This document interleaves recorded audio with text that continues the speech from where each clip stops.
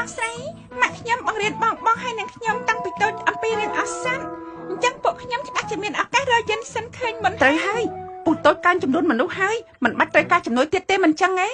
យើងមានជំនួយច្រើនណាស់នោះ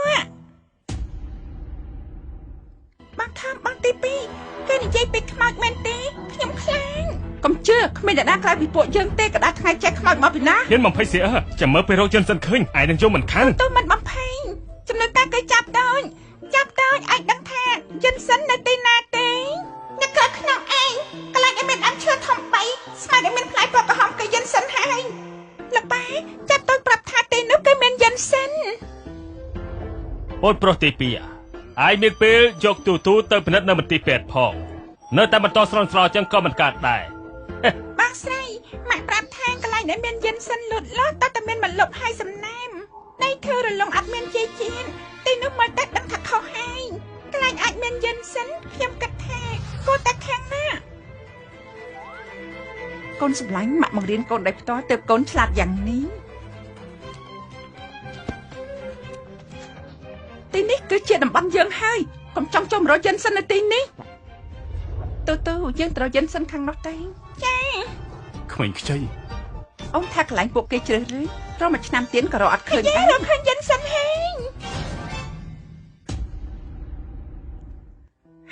ទីនេះសត្វតែយិនសិនជាយិនសិនដែលចាប់តូចបានប្រាប់ទៅណា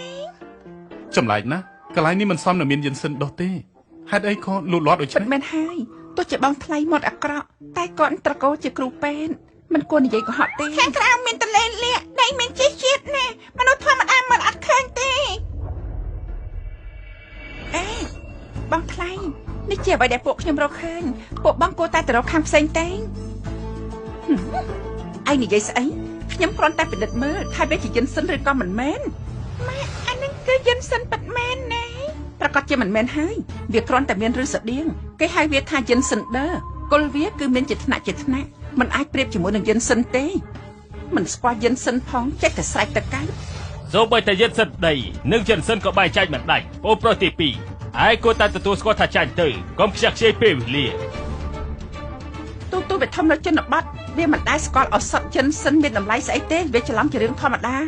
លើកក្រោយកុំខ្ជះប៉ាពេលផ្ដាស់ធ្វើឲ្យរំខានពួកយើងទូមិនអីទេណា